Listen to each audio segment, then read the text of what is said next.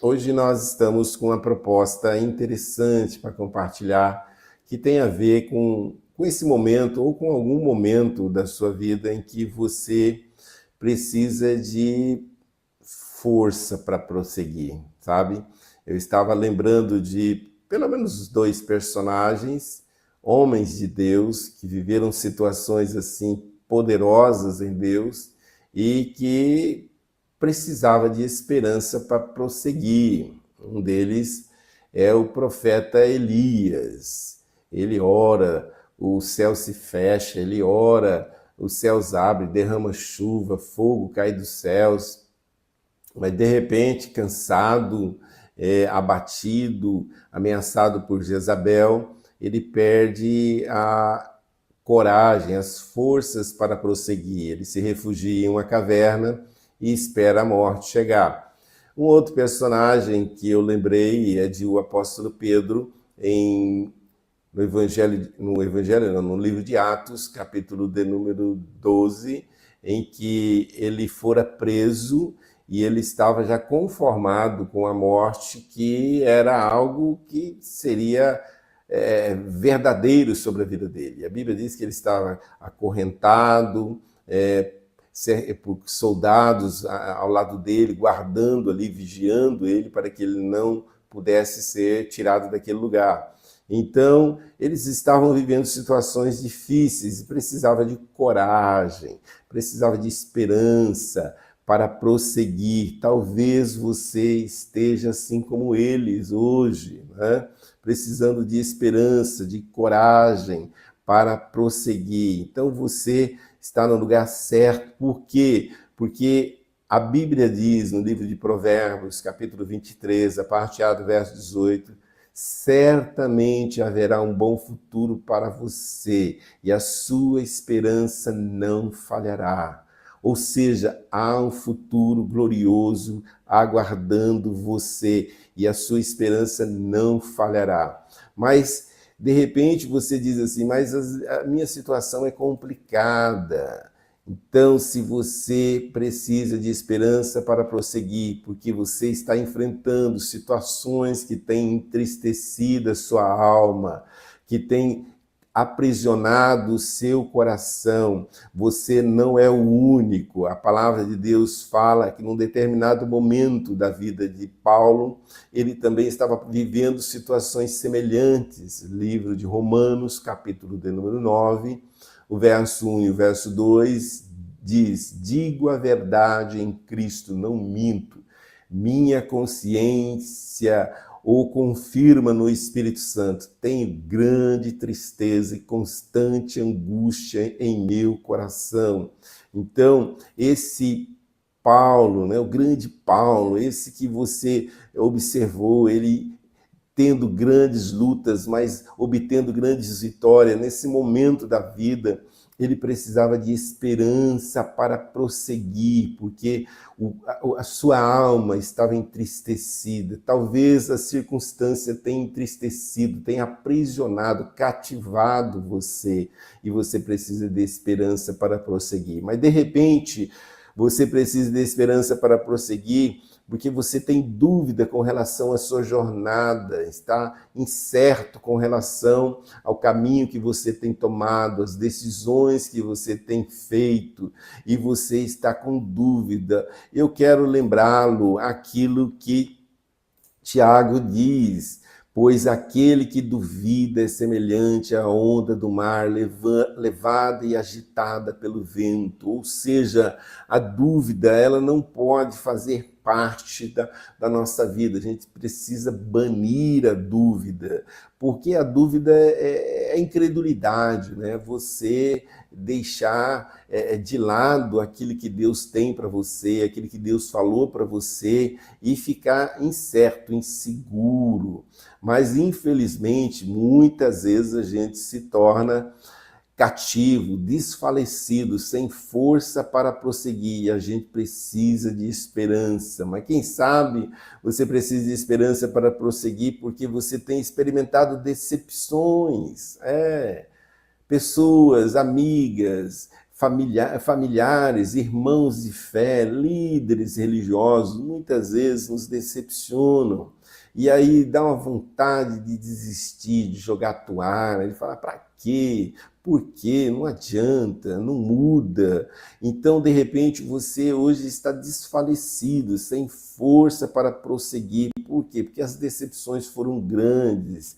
Mas eu vim aqui dizer para você que a esperança que você precisa para fortalecer você, para que você possa continuar perseguindo, está no Senhor. Mas quem sabe, ainda, né, nenhum dos que esperam em ti ficará decepcionado. Mas quem sabe você precisa de esperança porque você tem sofrido injustiças. Não são poucas as pessoas que se sentem injustiçadas, estão sofrendo injustiça, e estão buscando por justiça, mas parece que ela tem se alongado e você se encontra, de repente, se desfalecido, como eu disse de Elias, do apóstolo Pedro, quando eles estavam numa situação adversa, padecendo injustiça, né? Porque todos eles estavam fazendo a coisa certa e de repente estavam sendo ameaçados de morte, estavam presos, injustiça sofrida. Mas veja o que Jesus ele diz em Mateus capítulo 5, verso 6. Bem-aventurado os que têm fome e sede de justiça, pois serão satisfeitos. Mas de repente você diz assim, pastor, não é o meu caso. Eu estou sem força para prosseguir a minha jornada porque eu não sei como será o amanhã. Estou em dúvida, as coisas estão muito incertas, há muita insegurança, há muita instabilidade, há muita incógnita, há muitas perguntas sem respostas. Eu não sei o que fazer, eu não sei o que fazer, mas eu quero hoje, a proposta hoje é que você renove a sua esperança, porque a palavra de Deus diz no livro de Jeremias, capítulo 31, na parte A do verso 17, por isso há esperança para o seu futuro, declara o Senhor. Há esperança para o seu futuro. E o contexto aqui, queridos, era de um Israel no cativeiro babilônico, ou seja, com um monte de incertezas com relação ao futuro. Antes era uma nação livre, agora era uma nação destruída, era uma nação onde parte da população que não havia sido morta estava no cativeiro babilônico. E aí Deus fala para Jeremias escrever uma carta. Uma das cartas que Jeremias escreve para os cativos na Babilônia continha essa informação. Há esperança para o seu futuro, declara o Senhor. Eu não sei qual ou quais são os quadros de adversidade em que você está vivendo, mas eu vim aqui dizer para você que há esperança para o seu futuro. E Rick Warren, ele diz algo, né, porque ele ainda está vivo, muito interessante. Você nunca será um fracasso até que você desista. Você não pode desistir, você precisa prosseguir. Agora há pouco eu estava vendo uma devocional onde o escritor disse algo muito interessante sobre Abacuque. Abacuque estava vivendo também um momento muito complicado na nação, na vida, na família, mas ele decide algo que eu e você também podemos decidir por esse mesmo algo.